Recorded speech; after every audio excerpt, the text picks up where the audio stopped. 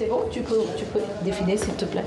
Dernier essayage avec Awassi, la mannequin phare de la styliste Rama Diaw. À quelques heures de son défilé à Dakar, la créatrice ajuste ses derniers modèles dans son atelier à Saint-Louis, sa ville natale.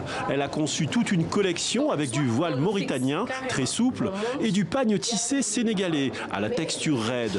Un mélange de matières, un mariage entre deux cultures. On retrouve le voile que les femmes mauritaniennes portent toujours sur la tête, que je ne veux pas tout couvrir non plus, donc on met à moitié et on retrouve les manches qui sont assez volantées et ça fait partie de nos tenues sénégalaises.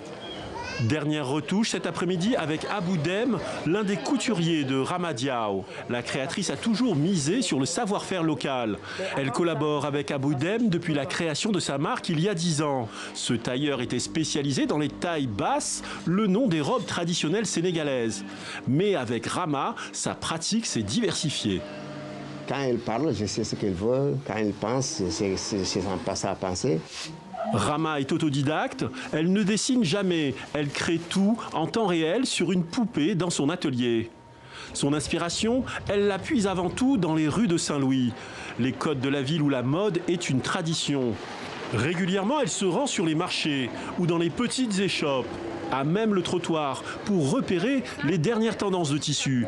Elle a ses habitudes, comme ce couple de marchands mauritaniens où elle s'approvisionne en voile. À chaque coin de rue, quand on passe, on rencontre, on ne peut pas marcher 5 pas ou 10 pas sans voir une femme très élégante. Donc cette tradition est encore restée ici à Saint-Louis. Et ça, c'est ma première inspiration.